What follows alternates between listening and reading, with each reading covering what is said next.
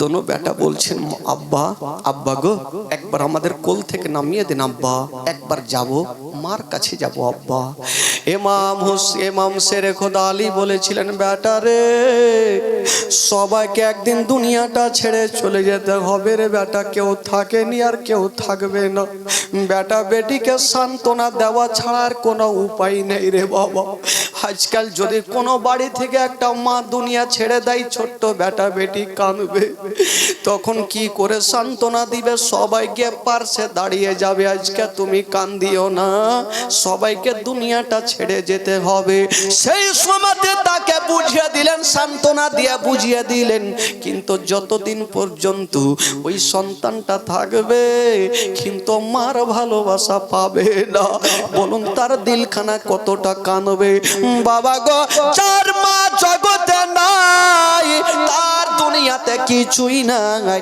তার দুনিয়াটা অন্ধকার ইমাম হাসান হুসাইন বলছেন আব্বা গো আব্বা একবার কোল থেকে নামিয়ে দেন আব্বা একবার মার কাছে যাব দোনো বেটা কোল থেকে নেমে গেল আর মার কবরের দিকে দৌড়াতে আরম্ভ করেছেন ইমাম হাসান হুসাইন দৌড়াচ্ছেন শেরে খোদা আলী পিছন থেকে দৌড়িয়েছেন দুই বেটাকে ধরেছেন ওই দিকে দোনো বেটি গাছের তলায় বসে গেছেন ছোট্ট ছোট্ট বেটি ডুগরে ডুগরে কাঁদছেন আর বলছেন আব্বা গো আব্বা আমার মা কোথায় গেল ছোট্ট ছোট্ট বাচ্চা 4-5 বছরের ছোট্ট ছোট্ট বেটি তারা কেমন করে বুঝবে মরণটা কাকে বলে কাকে মরণটা বলে কিন্তু মা সারা দিনের সারা জীবনের মতো চলে গেছে এই কথাটা ছোট্ট বেটিরা কেমন করে বুঝবে বাবা গো মাকে দেখতে পাই না শুধু একটাই কথা বলছেন আব্বা আব্বা গো বলুন একটা 3 বছরের ছেলে 5 বছরের ছেলে যদি মাকে দেখতে না পাই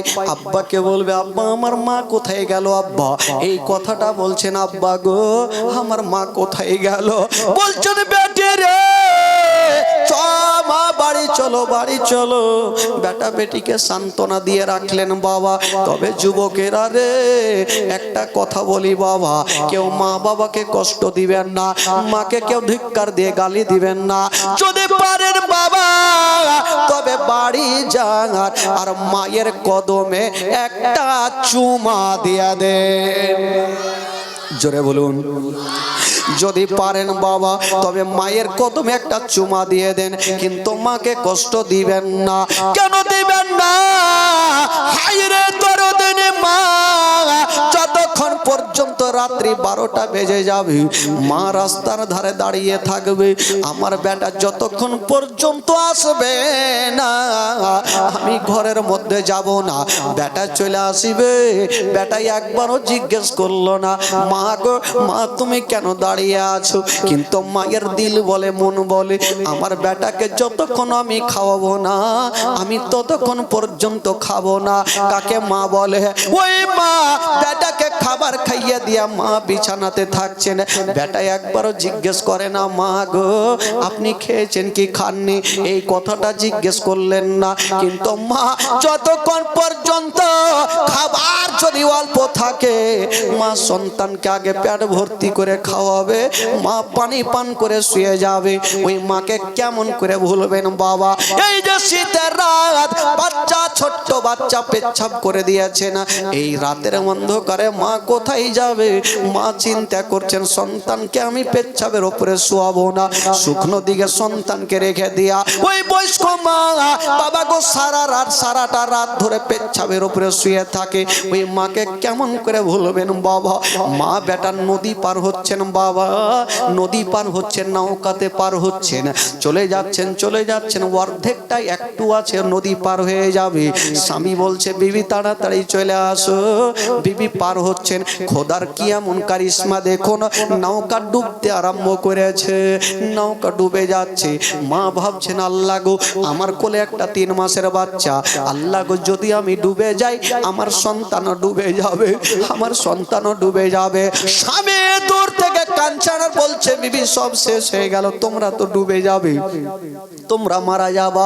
বিবি বলে স্বামী গো, ও গো আমার মাথার তাজ, আমার মরণের কোনো চিন্তা নাই। স্বামী গো, আমার সন্তানকে আমি চালিয়ে দিচ্ছি, আপনি ধরে ফেলেন। বলছে বিবি তুমি তো ডুবে যাবা। বলছে স্বামী গো, আমার যদি মরণ হয়ে যায় কোনো যায় আসে না, কিন্তু এই মায়ের সামনে যেই মা 9 মাস 10 দিন ধরে গর্ভে রেখেছে, মা দুগ্ধ পান করিয়েছে, আর ওই মায়ের সামনে যদি সন্তান ডুবে যায়, এ মা সহ্য করতে পারবে না। বাবা গো, ওই মুহূর্তে সন্তানকে বাঁচিয়ে মা নদীতে ডুবে যাচ্ছে, ওই মাকে কেমন করে ভুলবেন বাবা? ও যুবকেরা, একটাই কথা বলে দি বাবা গো, যাদের মা বেঁচে আছে পারেন গো, তবে মার কদমে চুমা দিবেন। মার বাদ দোয়া কারেন্টের মতো লেগে যায়। মা যদি দোয়া করে দেয়, আল্লাহর দরবারে কারেন্টের মতো দোয়া কবুল হয়ে যায়। আল্লাহুম্মা সাল্লি আলা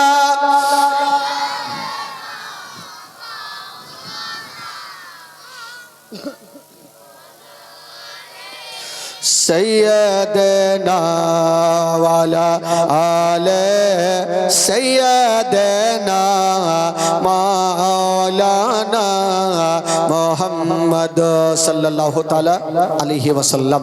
एक बार गोटा মাজমা যারা নবীকে ভালোবাসেন একটু পরিচয় দেন না ভাই, একবার হাত তুলে বলুন না সুবহানাল্লাহ, আর জোরে বলুন ইয়া রাসূলুল্লাহ। একটু চলুন তো ভাই মদিনা চলুন, একটু আপনাদের মনটাকে চাঙ্গা করে দিই, তারপরের কি ঘটনা ঘটছে আবার বলবো। গোটা মাজমা একটু মদিনা চলুন, কেউ চুপ করে থাকবেন না ভাই। যদি পড়াতে গুনাহ হয় আমাকে দেবেন, নেকি যদি হয় আপনারা একটু একটু করে ভাগ চুপ করে বেটে নেবেন। আপনাদের খোট্টা ভাষাতে কি বলে জানি না, কি বলে? একটু একটু করে বেটে নেবেন, এটাকে খোট্টাতে কি বলে? এক যারা বাঁট লেগা तो एक जरा बांट लेगा। हाँ बोलें तो देखी আপনারা আমার সাথে গোটা মাজমা এক জরা करके बोल तो देखी। हाँ সবাই বলেন আমার ভালো লাগে না আমি যাব মদিনা, আমার ভালো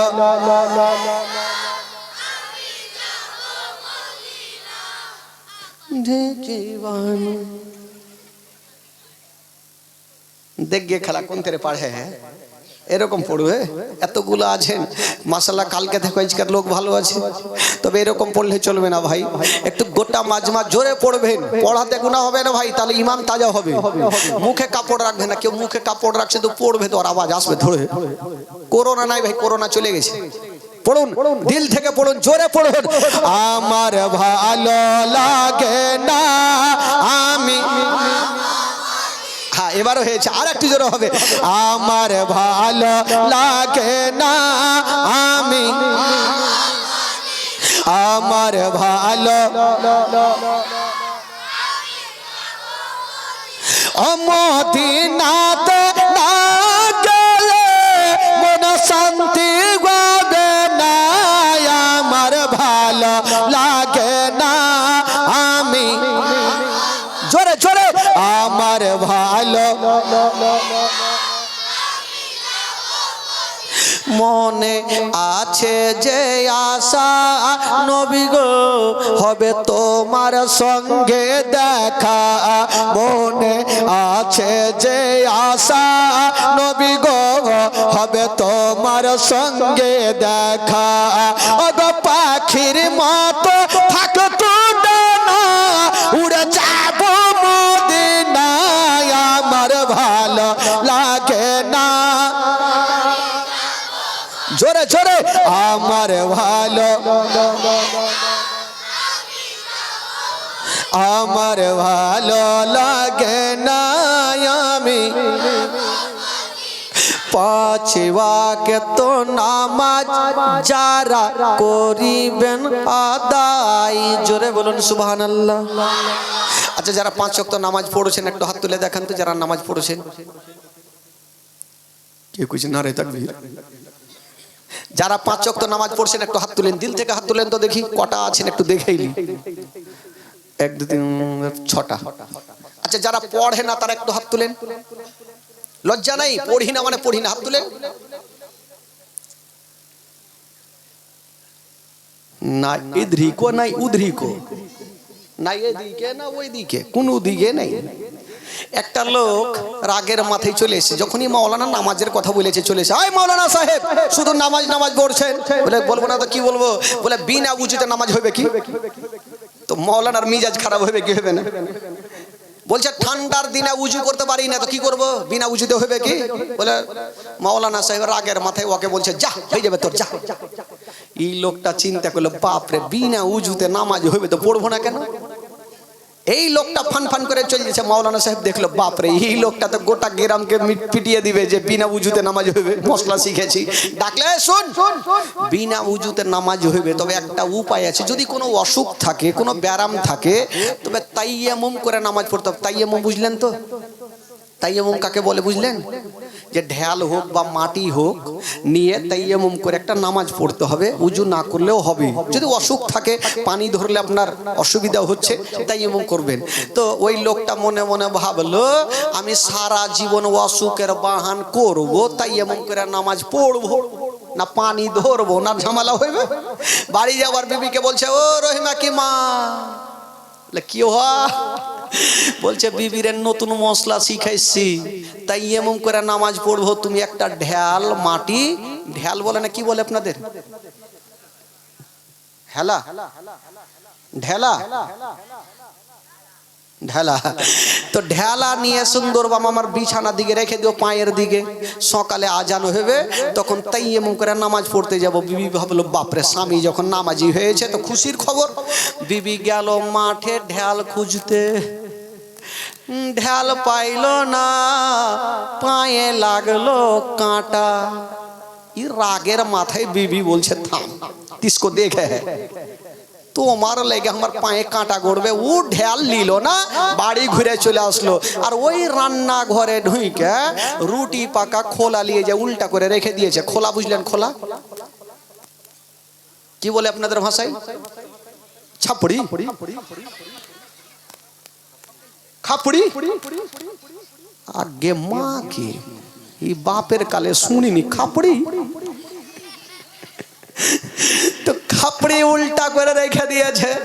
আর এই মোটা বুদ্ধা পাগলা ভাবছে হয়তো বিবি তো রেখেছে, ঘুমিয়ে ছাড়াবে। ঠিক ঘুমিয়েছে, সকাল বেলাতে মসজিদে আজান হচ্ছে। আসসালাম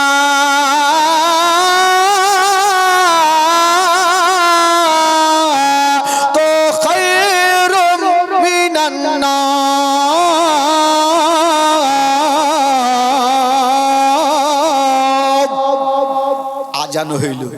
ই ভাবছে দেখি বেবি ঢেল রেখেছে কিনা। অন্ধকারে করতে করতে করতে করতে খাপড়িতে হাত পড়ে গেছে। তো খাপড়ির পিছন দিকে কালি থাকে, তো একটু নরম থাকে। ভাবছে বাপরে বিবি আমাকে কত ভালোবাসে, এত সুন্দর খাপড়ির ঢেল রেখেছে, লিছে আর লাগাইছে, লিছে আর লাগাইছে, লাগিয়ে লাগিয়ে কালুয়া ভূত হয়ে গেছে। আর ওই অবস্থায় মসজিদে চলে গেছে। নামাজি গুলা দেখছে আগে মাকে কোন ভূত চলে এলো, লাগিয়েছে দু চার সাহার। কার হাঁড়ি চুরি করেছ? ই ভাবছে যে মনে হয় নতুন নামাজি হইলে বুধাই মায়ের খাইতে হয়। দুই চার সাহার খেয়ে তো বাড়ি গেছে। ওর বিবি ওই দিকে দিয়েছে দু চার সাহার। কার হাঁড়ি চুরি করেছো? বলে কি হয়েছে? একটু আইনাকে চেহারা দেখো, যেমনই আইনাকের সামনে যাচ্ছে তো হুলমানের মতন হয়ে গেছে। ওই তো অবস্থা ভাই। নামাজ পড়বেন তাইলে না হাত তুলবেন। একবার মহব্বতে জোরে বলুন সুবহানাল্লাহ, আরো জোরে। এবার ঘুমটা ভেঙে গেছে ভাই। ঘুম থাকলেই ঝামেলা হবে, ঘুম তো ভাগাইতে হবে। বাবা গো, বন্ধুগণ, বাবাজি একটু চলুন মদিনা, গোটা মাজমা আমার সঙ্গে চলুন, কেউ চুপ করে থাকবে না। আমার ভালো লাগে না, আমি যাব মদিনা। আমার ভালো মদিনাতে না গেলে মন শান্তি হবে না। আমার ভালো লাগে না, আমি যাব মদিনা। আমার ভালো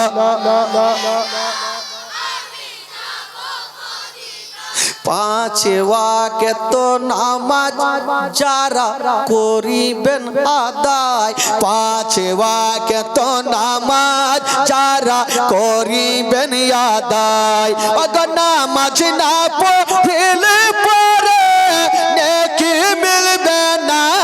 আমার ভাই লাগে না আমি জোরে জোরে আমার ভালো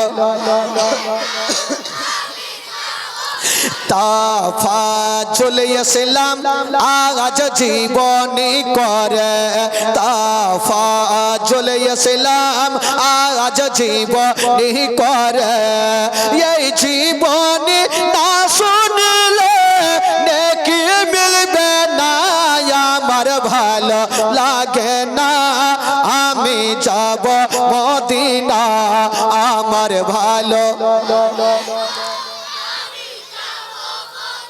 মোহব্বতে বলে দিন সুবহানাল্লাহ আরো জোরে বলুন এবার বাবা গো মা ফাতেমা তুজাহরা ইন্তিকাল করলেন সময় যা দিন পার হয় ইমাম হাসান হোসেনের বিয়ে হলো শাদী হলো বাবা গো দিন যেতে লাগলো সময় কাটতে লাগলো এই করতে করতে বাবা গো বন্ধুগণ বাবাজিরা আপনাদেরকে পৌঁছা দিই মদিনায় পৌঁছা দিই আর যেমনই মদিনায় যাওয়া ইমাম হাসান কে সবাই মানতে লাগলো গোটা মদিনার মানুষেরা মানতে লাগলো ওই চুপচাপ বাইট ইমাম হাসানকে সবাই মানতে লাগলো তবে শুনেন আমিরে মাবিয়া উনি একজন সাহাবিয়ে রাসূল ছিলেন জোরে বলুন সুবহানাল্লাহ সাহাবিয়ে রাসূল আমিরে মাবিয়া কিন্তু উনার বেটা যার নাম কিতাবে লিখছেন ইয়াজিদ আচ্ছা বলুন ইয়াজিদ ভালো ছিল ভাই ভালো ছিল পালিদ নাপাক ওই ইয়াজিদ কে তার আব্বা ডাকছেন ওরে বেটা ইয়াজিদ একটু আমার কাছে আসো বেটা রে আমি এখন গদিতে আছি বেটা যদি আমার ইন্তিকাল হয়ে যায় তবে আমার গদিতে ইমাম হাসানকে বসাবে কারণ ইমাম হাসান হোসেন নবী বংশের ছেলে জান্নাতি ফুল আলে রাসূল তার পারমিশন ছাড়া তুমি কোনো কাজ করবে না এই কথা বলে দিয়া আমির মাবিয়া ইন্তিকাল করলেন বাবা গো সকলে পড়ুন ইন্না লিল্লাহি ওয়া ইন্না ইলাইহি রাজিউন আমির মাবিয়া যখন ইন্তিকাল করলেন ইয়াজিদ মনে মনে ভাবলো বাপ রে আমার বাপের গদিতে আমি ইমাম হাসানকে বসাবো জিন্দেগিতে বসাবো না ইয়াজিদ বসলো কিন্তু বাবা গো যতই বসুক না কেন গোটা মদিনার মানুষেরা ইমাম হাসানকে মানতে লাগলো ইয়াজিদকে কেউ মানে না ইয়াজিদের মিজাজ খারাপ যে আমাকে কেউ মানে না কি করা যাবে ইমাম হাসানকে যতক্ষণ পর্যন্ত দুনিয়া থেকে না সরাবো আমার পথের কাঁটা যাবে না ওই ইয়াজিদ একটা লোককে ডাকলেন ওই লোকটার নাম হচ্ছে মারওয়ান কি নাম জোরে বলুন কি নাম মারওয়ান মারওয়ানকে ডেকে বলছেন ওগো মারওয়ান যদি তুমি ছলে বলে কৌশলে ইমাম হাসানকে দুনিয়া থেকে সরাইতে পারো তোমাকে প্রচুর টাকা দেব যে টাকা সারা জীবন বসে বসে খাবে তোমার টাকা শেষ হবে না তো মারওয়ান চিন্তা করলো সুযোগ তো ভালো আছে টাকাওয়ালা হইতে হবে কি করা যাবে মারওয়ান বাবা গো ইমাম হাসানকে মারার জন্য ছদ্মবেশী সেজে একটা রাস্তা ধরে চলে যাচ্ছেন যেতে যেতে দেখছেন বন্ধুরা একজন একটা জঙ্গলে একটা গাছের তলাতে একটা মা বসে আছেন আর চোখ দিয়ে ঝরঝর করে পানি ঝরে যে মেয়েটা গাছের তলাতে বসেছিল ওই মেয়েটার নাম কি কিতাবে লিখছেন বাবা যে মেয়েটা গাছের তলাতে বসেছিল ওই মেয়েটার নাম হইল মাইমুনা কুটনি কি নাম বললাম কাউরি নাম থাকলে রাগিয়েন না খালা মাইমুনা কুটনি গাছের তলাতে বৈশা বৈশা কানছে মারওয়ান জিজ্ঞেস করছেন এই ছেলে মারওয়ান জিজ্ঞেস করছেন মাগো তুমি গাছের তলাতে কাঁদছো কেন ওই মাইমুনা বলছেন বাবারে সবারই পাকা পাকা বাড়ি আর আমার হইল টাটি বাড়ি টাকা না থাকার কারণে আমি পাকা বাড়ি দিতে পারি না মারওয়ান ভাবলো এই মেয়েটার টাকার লোভ আছে একে দিয়ে কাজ করাইতে হবে বলছে মা গো তুমি একটা কাজ করতে পারবে এত টাকা দেব সারা জীবন বৈশা বৈশা খাবে টাকা শেষ হবে না দেখেন বাবু লোকের ওপরের লোক ইয়াজিদ ফিট করলো কাকে মারওয়ানকে আর মারওয়ান ফিট করছে কাকে আগে মাকে ই ফের কাত্তা জোরে কইছে সকালে হিলতে দিবেন না বাপু। ওই মাইমোনা কুটনিকে বলছে তুমি একটা কাজ করতে পারো, প্রচুর টাকা দেবো। বলে কি কাজ? বলে তোমাকে কাজ করতে হবে ওই ইমাম হাসানকে যদি তুমি দুনিয়া থেকে সরাতে পারো তবে প্রচুর তোমাকে টাকা দিব। মাইমোনা বলছে না বাবা রে যা বলেছ আর বলিও না, এই মদিনার মাটিতে ইমাম হাসানকে সবাই মানে, এতই ভালোবাসে। উনারা হচ্ছে নবী বংশের আওলাদ, জান্নাতি ফুল আলে রাসূল। উনাদের উপরে যদি আঙ্গুল চালিয়ে দি তবে নবী নারাজ হয়ে যাবে, আমি এই কাজ করতে পারবো না। মারওয়ান বলছেন মা গো তোমাকে একটা রাত সময় দিলাম, কালকে তুমি বাড়ি যাও আলোচনা করো, ডিসিশন নাও, আবার কালকে এই জায়গাতে দেখা করো। যাও মা, তুমি একটা রাত তোমাকে সময় দিলাম, তুমি বাড়ি থেকে আগে ডিসিশন নাও। ওই মেয়েটা মনে মনে বলছে আমি মারতে পারবো না, কারণ ইমাম হাসানকে এত ভালোবাসে, আমি কি করে মারবো। ওই মারওয়ান বাবা গো কি বলে, মাইমোনা চলে গেল, মারওয়ানও গেল। মাইমোনা কুটনির ঘুমটা হারিয়ে গেল। কেন? টাকার লোভ হইল যে এই এত বড় কাজ যদি কষ্ট করে করি তবে প্রচুর টাকা পেয়ে যাব। ওই মারওয়ান যেই কথা বলেছে আমি সেই কথাতে চলবো। ওই মাইমোনা কুটনি বাবা গো সকাল বেলাতে চলে গেছেন, আরে গাছের তলাতে বসে গেল। মারওয়ান চলে আসিল, বলছেন মা গো আচ্ছা বলো মা তোমার ডিসিশনটা বলো মা। মাইমোনা বলছেন বাবারে তুমি যেটা বলেছো সেটাই করব, ইমাম হাসানকে আমি মারবো। ঠিক আছে, তুমি যখন মারবে তবে তুমি রেডি হয়ে যাও। ওই মাইমোনা কুটনি ইমাম হাসানকে মারার জন্য বাবা গো ছদ্মবেশী সাজতে লাগলো। কেমন করে মারবো? যদি ইমাম হাসানকে মারতে হয় তবে তার বাড়ির পরিবারের সঙ্গে একটা রিশতা তৈরি করতে হবে। কুটনিদের বুদ্ধি কিন্তু ফের বেশি হয়। হ্যাঁ, কুটনিদের বুদ্ধি গিরহে গিরহেতে বেশি থাকে। ও চিন্তা করছে মারতে গেলে এমনি মারা যাবে না, আগে তার পরিবারের সঙ্গে আগে বন্ধুত্ব করতে হবে। কার সাথে? বলে ইমাম হাসানের বিবি জাইদার সঙ্গে আগে সম্পর্ক তৈরি করব, তারপরে মারবো। মাইমোনা একদিন বাড়ির বাইরে পাহারা দেখছেন, ইমাম হাসান যখন বাড়ির বাইরে যাবে আমি ঘরে ঢুকে যাব। দেখছেন বাবা একদিনের ঘটনা, ইমাম হাসান যেমনই বাইরে গিয়েছেন বাড়ি থেকে, ওই মাইমোনা কুটনি বাবা বাড়িতে ঢুকে গেল। ডাকতেছেন জায়েদা একটু বাইরে বেরিয়ে আসো। জায়েদা চলে আসিল, বলছেন কে আছো গো? আপনাকে চিনি না জানি না, আমার নাম ধরে কেন ডাকলেন? বলছেন বেটি রে তুমি আমাকে চিনবে না, কারণ আমি তোমার মাসি, তোমার স্বামী ভালো করে চিনে। তো কেউ যখন কাউরি বাড়ি যাবে তাকে তো আর ফেলবে না। তো বলে যাকে মাসি যখন আপনি এসেছেন তো খুব ভালো কথা, বসেন। বলে বসবো না, তোমার স্বামীর সঙ্গে দেখা করতে আসলাম। দেখেন ওই কুটনি দেখলো ইমাম হাসান বাইরে গেছে, আবার ঢুকেছে সম্পর্ক তৈরি করার জন্য। বলে আচ্ছা তোমার স্বামীর সঙ্গে দেখা করতে আসলাম, দেখা হলো না? আচ্ছা যাকে কথাতে কথাতে একটা খবর নিতে লাগলো যে কিছু নিয়ে আসতেও পারলাম না, তোমার স্বামী কি খেতে ভালোবাসে, এরপরে যদি আসি তো নিয়ে আসবো।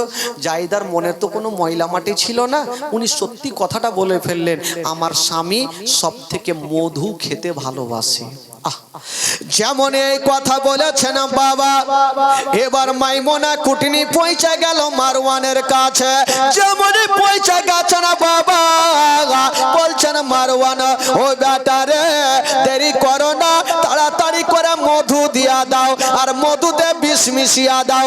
বাবা গো মধু নিয়ে আসা হইল বাবা, আর এমনই বিষ মিশিয়ে দিয়েছেন বাবা, মধুর রং হয় লাল, কিন্তু বাবা এমনই জাহেরিলা বিষ দিয়েছেন, ওই মধুখানা জামের মতো কালো হয়ে গেল। মাইমোনা জিজ্ঞেস করছেন মারওয়ান, যদি জায়েদা জিজ্ঞেস করে মধুর রং হয় লাল কালো কেন? তো কি বলবো, বলে তুমি বলবে এটা বিদেশি মধু, এটা বাইরে থেকে আসে আর রঙই হয় কালো, বুঝিয়ে দিয়ে কোনো মতে। দেখেন বাবা চক্রান্ত কি করছে। ঠিক আছে, ওই মাইমোনা মধুখানা নিয়া, কালো মধুখানা নিয়া ইমাম হাসানের বাড়ির চতুর্দিকে ঘুরতে লাগলো। যেমন ঘুরছে না মা, দেখছে না বাবা গো, ওই মাইমোনার মনের ধারণা ইমাম হাসান যখন বাইরে যাবে আমি তখন বাড়িতে ঢুকবো। বুঝবো গো বন্ধুরা একদিনের ঘটনা, ইমাম হাসান যেমনই বাইরে গিয়েছে না বাবা, ওই মাইমোনা ওই মধুখানা নিয়া বাড়িতে ঢুকে গেল। ডাক দিচ্ছেন জায়দা। জাহিদ আবার আসলো, মাসি গো কি খবর, আপনি আবার আসলেন? বলে তোমার স্বামী কোথায়?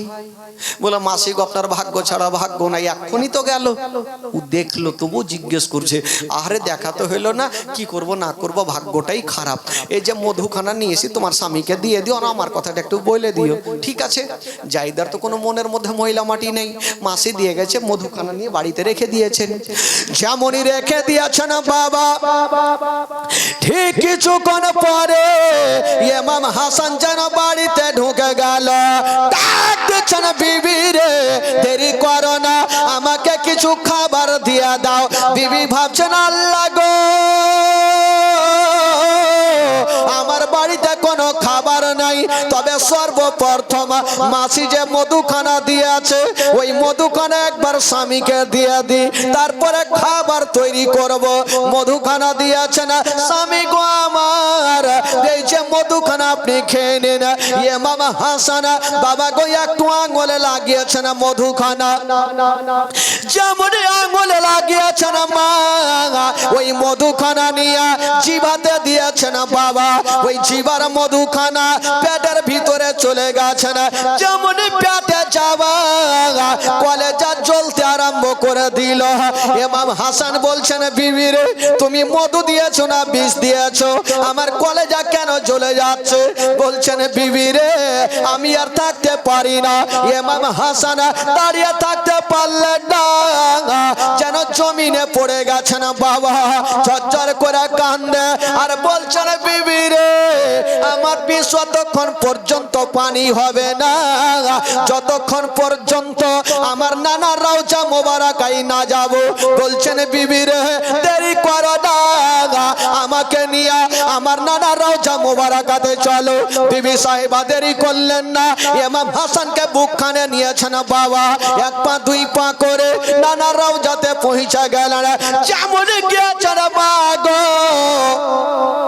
যেমন গিয়েছেন বাবা, হায়রা ইমাম হাসান বিসমিল্লাহ বলে যেমনই নবীর রওজাতে পাখি বলে হাতখানা রেখেছেন বাবা, যেমনই হাত রেখেছেন সঙ্গে সঙ্গে বিষখানা পানি হয়ে গেল।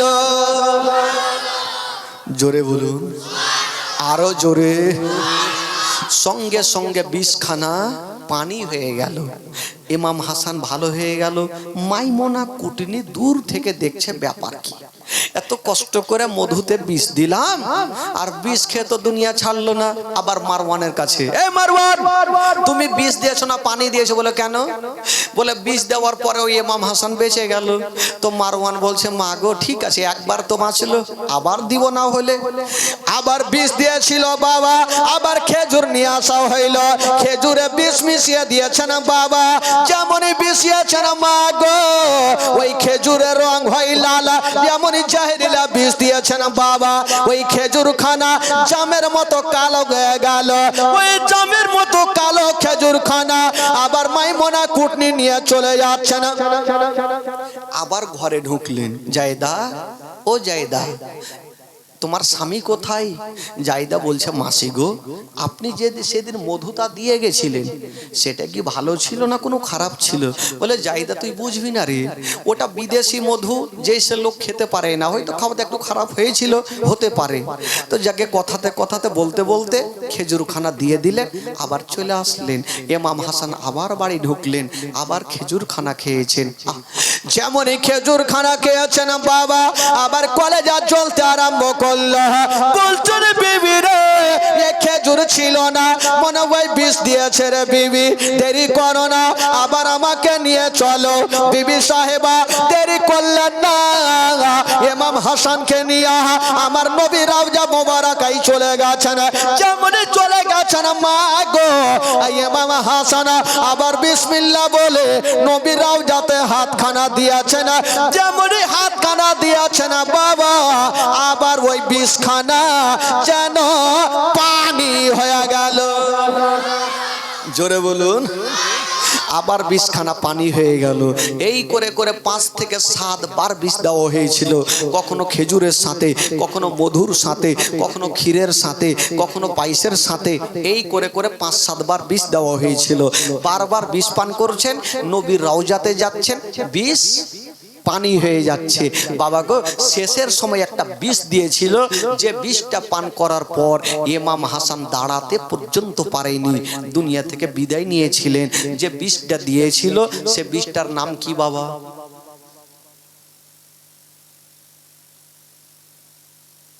এই যদি এই কথাটা মনে না থাকে তো আমি জানবো আপনারা জীবনী শুনাই একটাও আমল করেননি।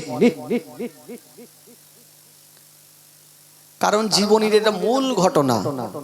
ইমাম হাসানকে যে লাস্টে বিষটা দেওয়া হয়েছিল, যে বিষটা পান করে ইমাম হাসান যেতে পারেনি, নানা রওজাতে পৌঁছাতে পারেনি, সে বিষটার নাম কি একটু বলুন তো ভাই?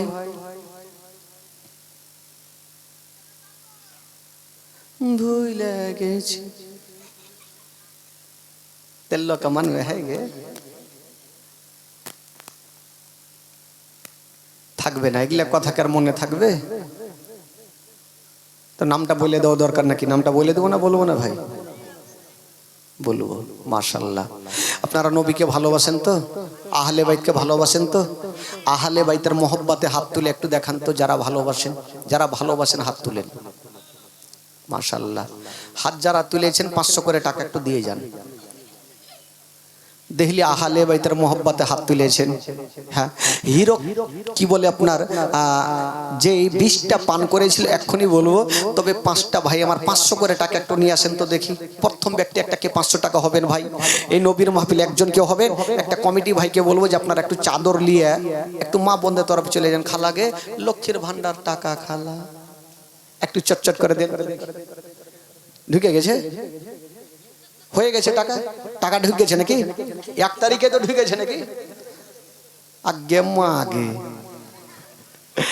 খালা 500 করে টাকা, 1000 দিতে হবে না, 500 করে যান। কমিটি একটু চট করে যান, বস্তা গালে যান, বস্তা। হ্যাঁ, বস্তা নিয়ে যান। আমার মা বোনেরা প্রচুর টাকা দিবে। খালা সবাই বের করেন তো টাকা, রাগের মাথায় বের করে। আচ্ছা, একটা কেউ আপনাদের মধ্যে 500টা টাকা হবে না ভাই? একটা কোন খোদার বান্দা একটু দোয়া করব, মেহমানের দোয়া আল্লাহর দরবারে কবুল হয়। একটা কেউ আছেন ভাই? উঠান দেখি হাত। আজকে না থাকে আপনি কালকে দিবেন 500টা টাকা। কোন যোগ্য মাই যোগ্য বেটা একটু দিতে পারবেন ভাই? হবে না কেউ?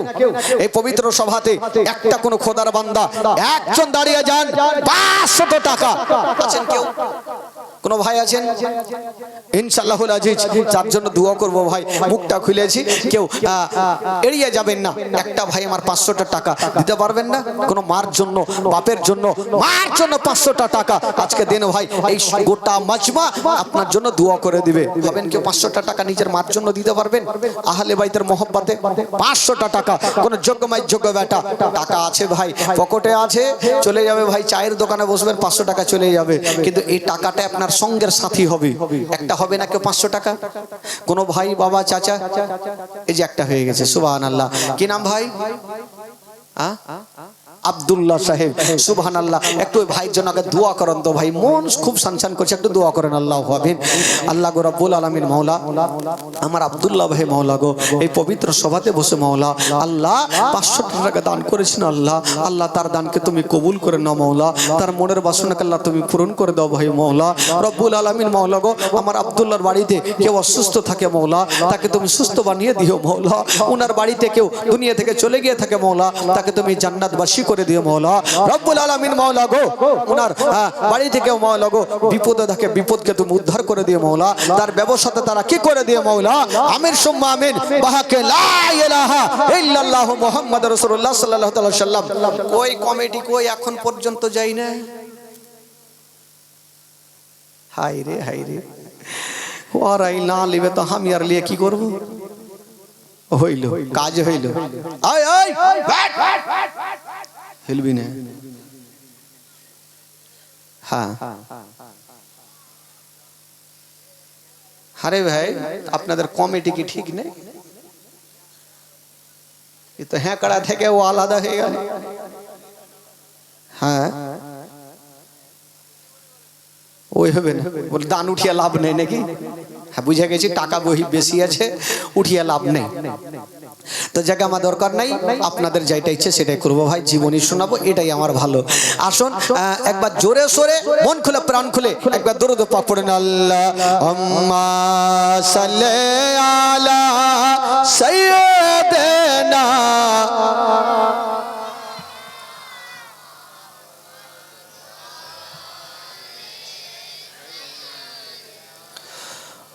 ওয়ালা আলে সাইয়্যিদিনা। মুখেতে ডাকিবা বুকেতে রাখিবা, মাগো তুমি আমার জান কোনো দিন ভুলো না, মাগো তুমি আমার জান কোনো দিন ভুলো না, মাগো তুমি আমার জান কোনো দিন ভুলো না। মুখেতে ডাকিবা বুকেতে রাখিবা, মাগো তুমি আমার জান কোনো দিন ভুলো না, মাগো তুমি আমার জান কোনো দিন ভুলো না, মাগো তুমি আমার জান কোনো দিন ভুলো না।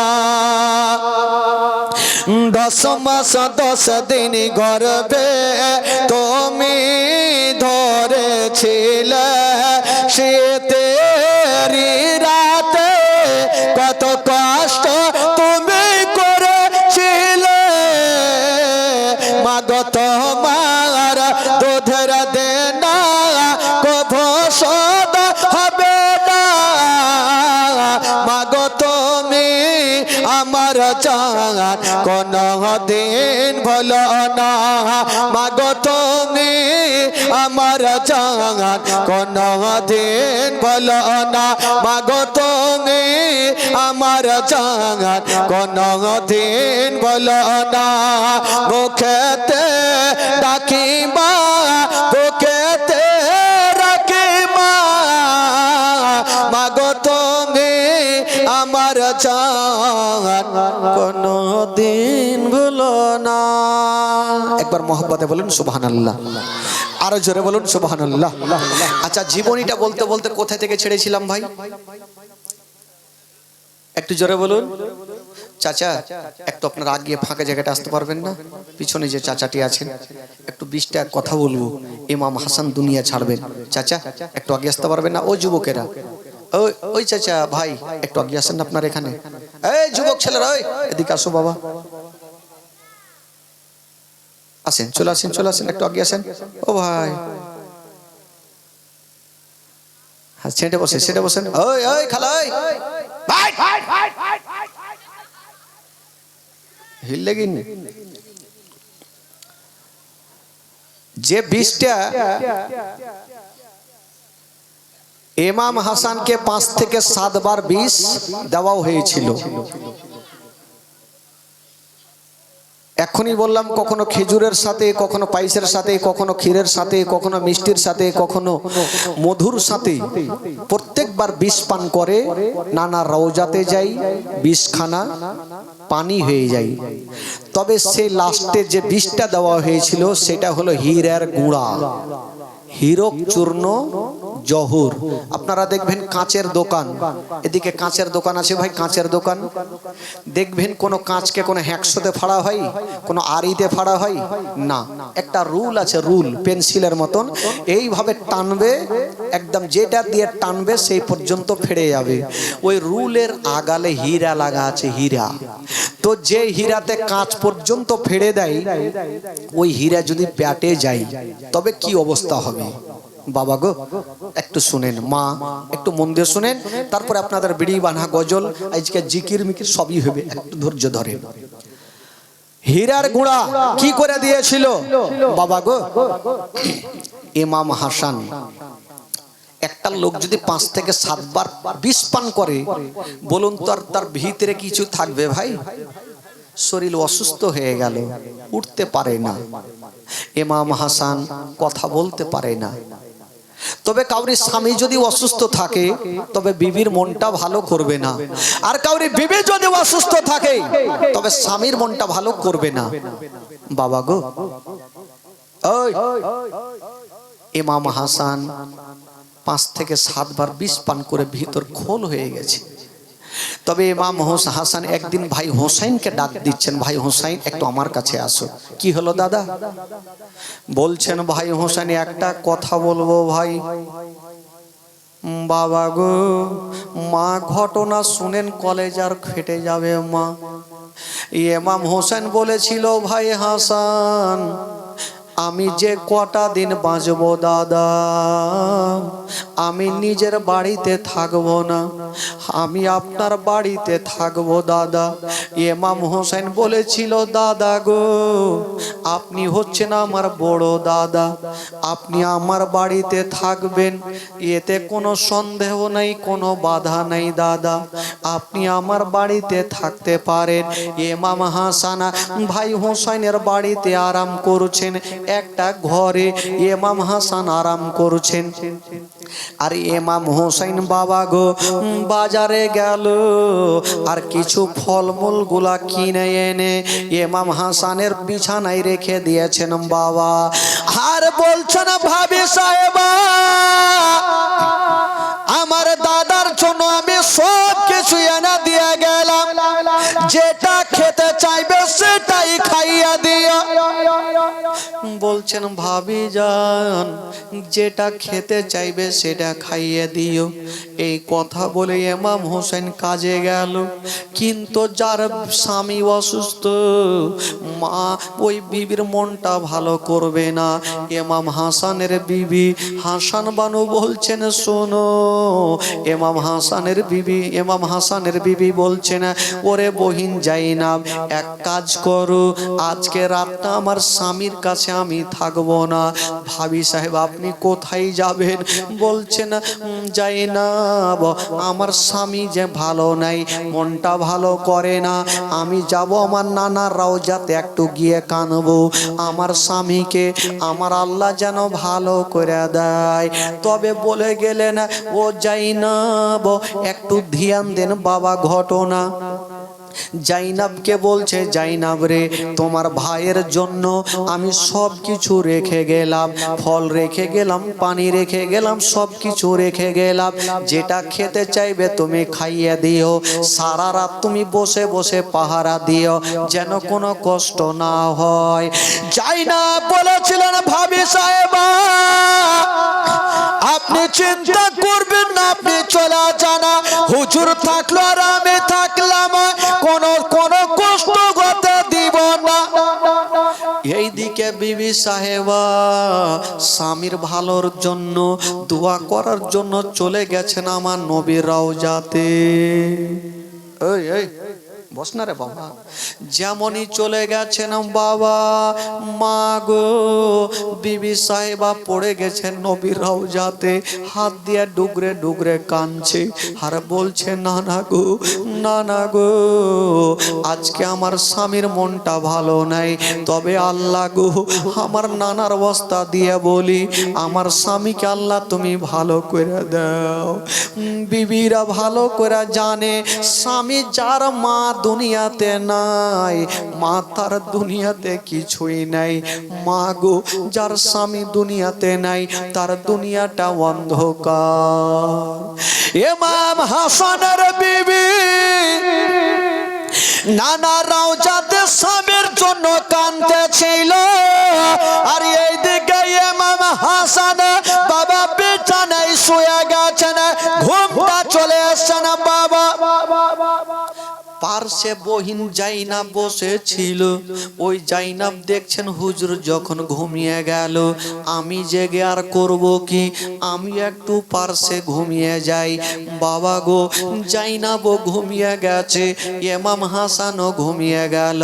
আর যেমনই ঘুমটা চলে এসেছে মা, ওই নবীর দুশ্মন হীরার গুঁড়া লিয়া, হীরক চূর্ণ জহর নিয়া যেন বাবা ভিতরে ঢুকে গেল। যেমনই ঢুকেছেন মা গো, ওই হীরার গুঁড়া কিসে দিবে? ওই হীরার গুঁড়া ভাতে দিলে ধরা পড়ে যাব, তরকারিতে দিলে ধরা পড়ে যাব, কিসে দিব?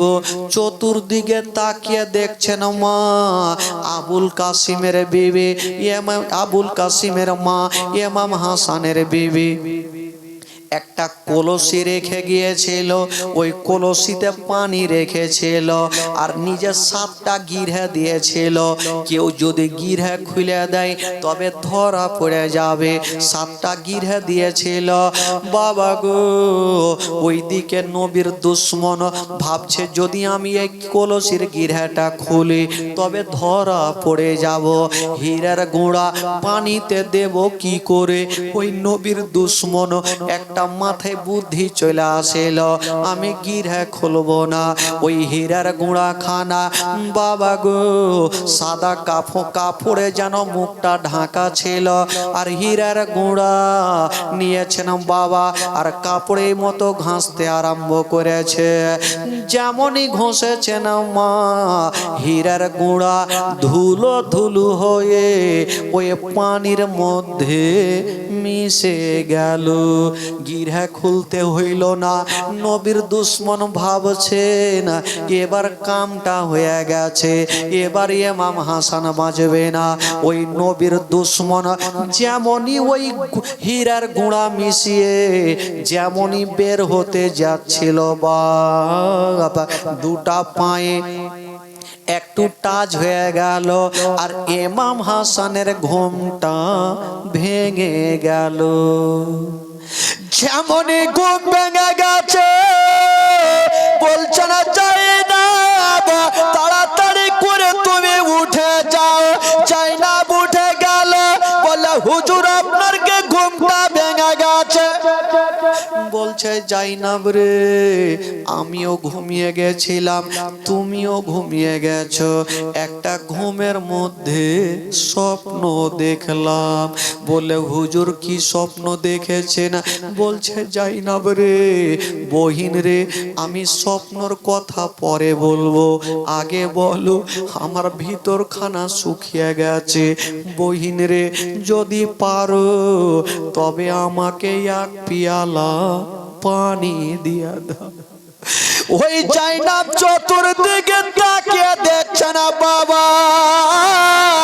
মা গো, ঘটনা শুনে মা কলেজা খানা ফেটে যাবে। মা জাইনাব চতুর্দিকে তাকিয়ে দেখছেন, আমার ভাবি সাহেবা কোনো পানি রেখে গেছে কিনা। নজর পড়ে গেল কলসিতে। জাইনাব ভাবছেন আল্লাহ, এটা হলো ঠান্ডা রাতের পানি, এটা হলো বাসি পানি।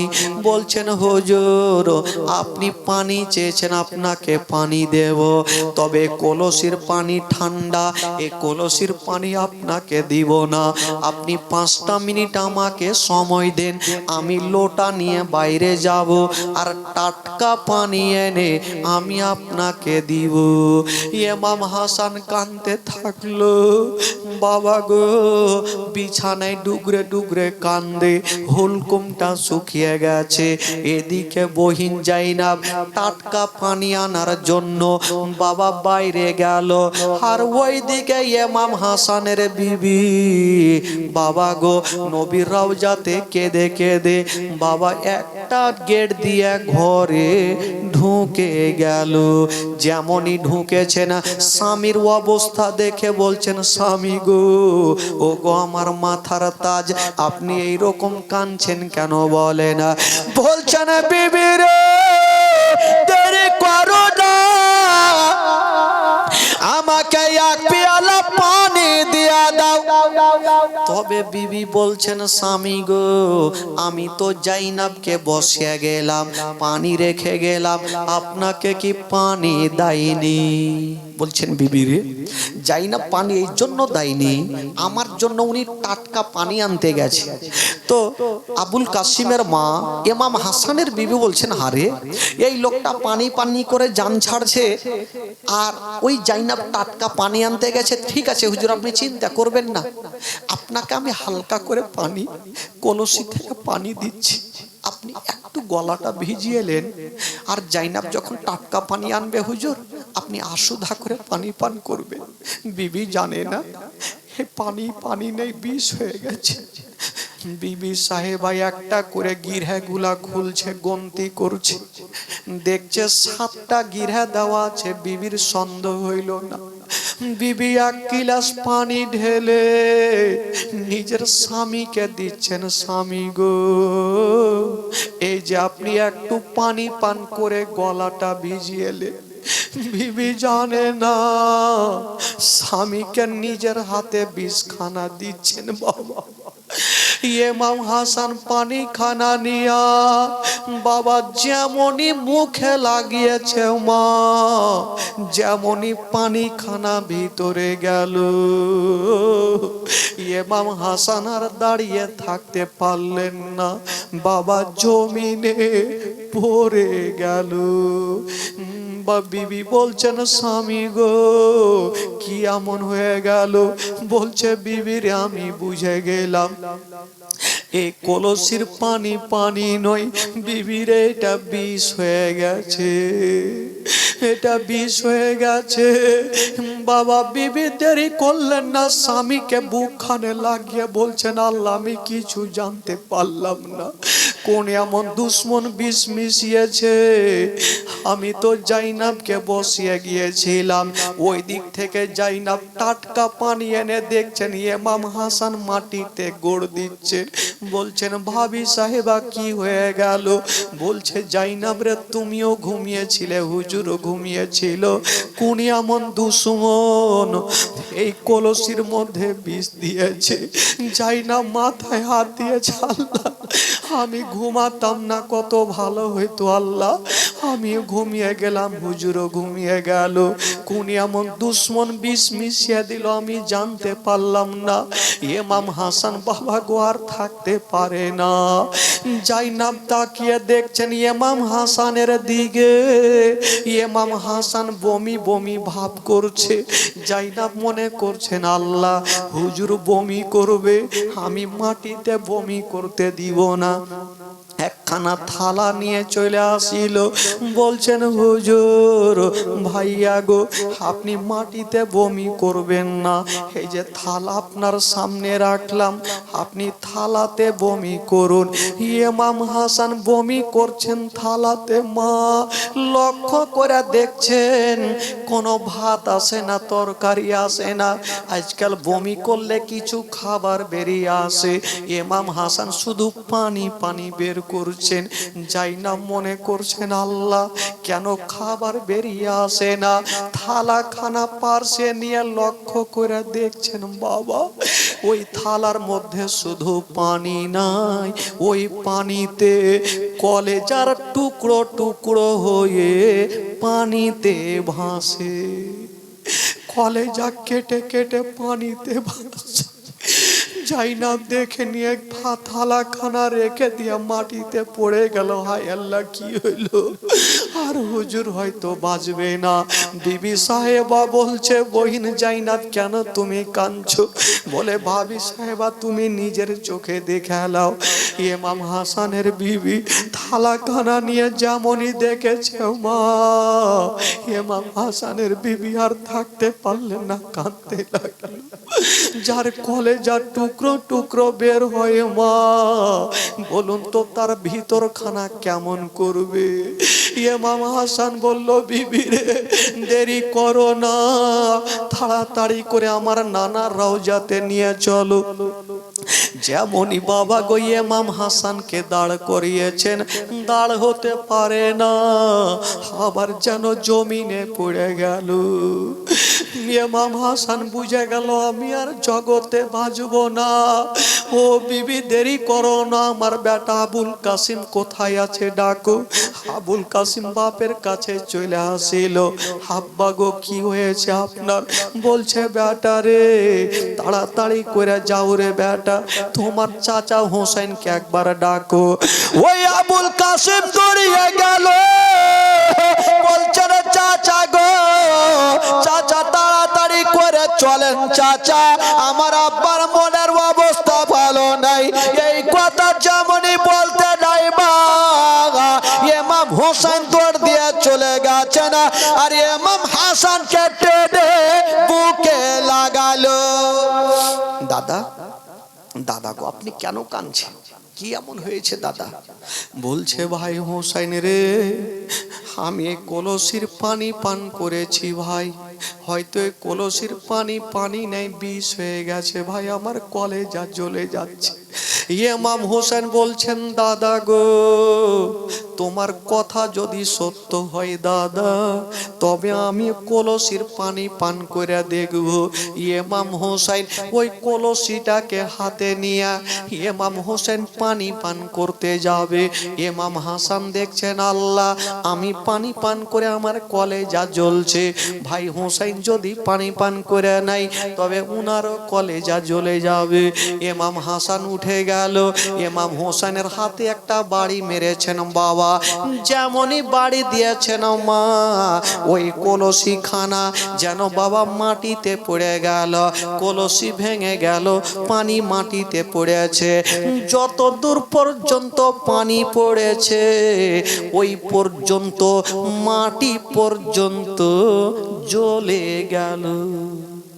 বলুন তো ভাই, যে পানি যেই বিষখানা মাটিকে জ্বলিয়ে দেয়, বলুন পেটে গেলে কি হবে? ইমাম হোসেন বলছেন, দাদা গো একবার বলেন দাদা, এই কাজটা আপনার কে করেছে দাদা? ইমাম হাসান বলছে, ভাই রে আমি যদি তার নাম বলি তুমি কি করবে? বলছে, দাদা গো একবার তার নাম খানা বইলা দেন, আমি তাকে জিন্দা জবাই করে দিব। ইমাম হাসান বলছে, ভাই রে আমি পিছন থেকে তাকে দেখেছি, তবে ভাই রে আমি আইডিয়াতে তার নাম খানা বলবো না।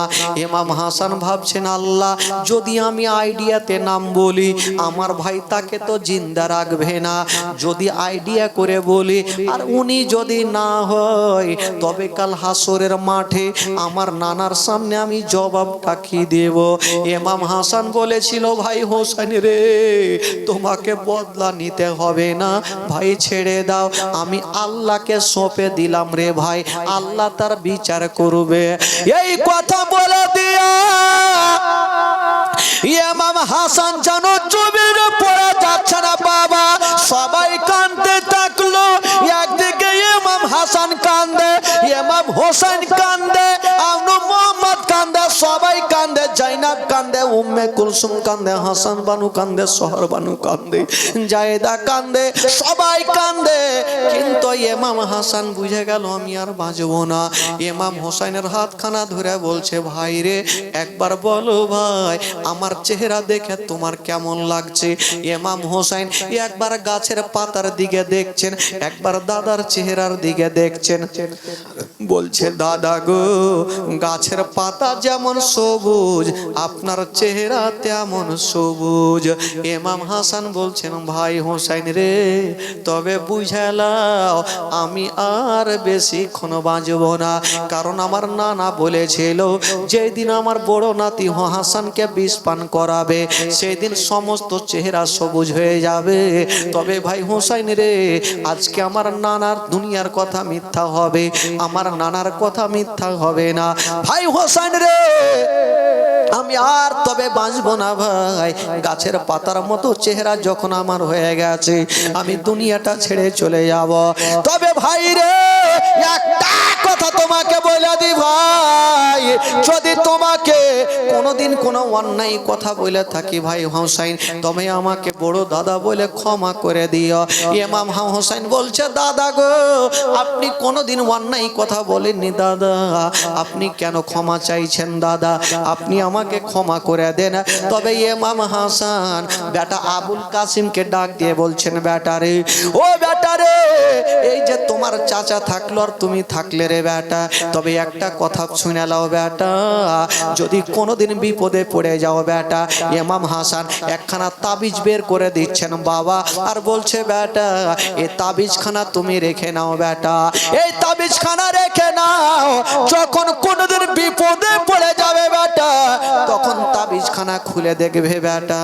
তবে বেটা একটা কথা বলে দে, যখন দেখবে কোনো মরণ জীবনের সময় চলে আসলো বেটা, তখন তোমার চাচাকে তুমি আগে যেতে দিবে না বেটা, তোমার চাচার আগে তুমি গিয়ে নিজের গর্দান কাটাবে, তোমার চাচার আগে তুমি গর্দান কাটিয়ে দিবে বেটা। তোমার চাচাকে তুমি কষ্ট দিও না, তোমার চাচাকে তুমি দুঃখ দিও না বাবা গো, এই কথা বলে দিও। ইমাম হাসান রাদিয়াল্লাহু তাআলা আনহু ভাই হোসেনকে রেখে দিলেন। ওরে ভাই হোসেন রে, একটা কথা বলি ভাই, তুমি থাকলে সবাইকে দেখে থাকো ভাই, আমার বেটা থাকলো, সবাই থাকলো, জাইনাব থাকলো, উম্মে কুলসুম থাকলো, সবাই থাকলো ভাই, তোমাকে সঁপে দিয়ে গেলাম, তুমি সবারই দেখভাল করিও। এই কথা বলে দিয়া সবাইকে বাবা রেখে দিয়া সবাইকে টাটা বলে দিয়া বিদায় দিয়ে দিলেন বাবা, সবাইকে ক্ষমা করে দিলেন, সবাইকে ক্ষমা করে দিয়া সবারই কাছে ক্ষমা চেয়ে নিয়া ইমাম হাসান একবার ওপরের দিকে নজর করলেন বাবা, আর যেমনই নিচের দিকে নজর করেছেন দেহু থেকে রূহ পারওয়াজ হয়ে গেল। সকলে পড়ো না, ইন্না লিল্লাহি ওয়া ইন্না ইলাইহি রাজিউন। আল্লাহুম্মা সাল্লি আলা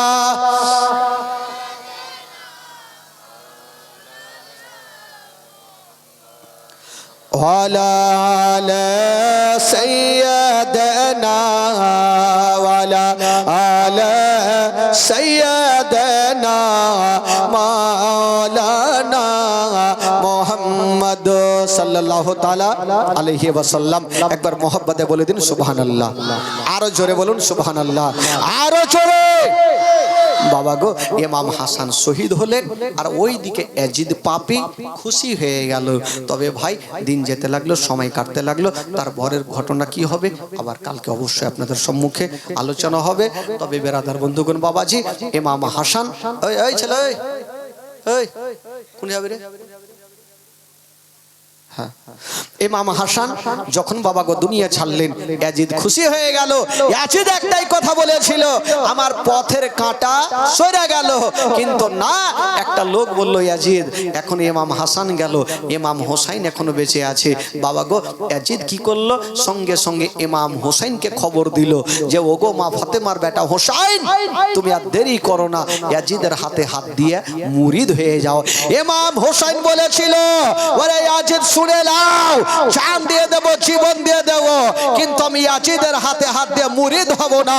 আরে গোলামানে মুস্তাফা জান देने से नहीं डरते, सर कट जाए या रह जाए कोई परवाह नहीं करते। जोरे बोलूं, आरो जोरे। আমি নিজের গর্দানকে কাটিয়ে দিব, কিন্তু ইয়াজিদের হাতে হাত দিয়ে মুরিদ হব না। ইমাম হোসেন খবর পাঠালেন, ঠিক আছে, যখন তুমি বলেছো আমি একটা রাত আমাকে সময় দাও, আমি ভাবনা চিন্তা করব, ভাবনা চিন্তা করে সকালে তোমাকে বলবো। বাবা গো, ইমাম হোসেন দেখলেন না, রাত্রে বেলাতে চিন্তা করছেন, আমি যদি এজেদের হাতে হাত দিয়ে মুরিদ না হয় তখন যুদ্ধ শুরু হবে, আর যুদ্ধ যখন হবে কত নামাজি বেনামাজি কাটা পড়বে, তবে সেটা তো দূরের কথা, আমার নানা রাওজা ভেঙে দিতে পারে না। আমি আরে মদিনাতে থাকবো না, আমি সকাল বেলাতে মদিনা থেকে মক্কা চলে যাব। বাবা গো, ইমাম হোসেন রাদিয়াল্লাহু তাআলা আনহু 72 জনকে নিয়ে, যত আহলে বাইতের সন্তানেরা ছিল সবাইকে নিয়ে বাবা গো কোথায় যাবেন? মদিনা থেকে কোথায় যাবেন? জোরে বলুন, কোথায় থেকে কোথায় যাবেন? মদিনা থেকে মক্কা চলে যাবেন। বাবা গো, মক্কা যখন যাবেন তখন 11 বছরের সুগরা খাতুন একটা বেটি কত জারে জার হয়ে কাঁদবে। ওই সুগরা খাতুনকে নিয়ে যাবে না, এই জন্য তো বলেছিলাম বাবা, সুগরা কান্দেন মদিনাতে, আজ সাকিনা কান্দে কারবালায়,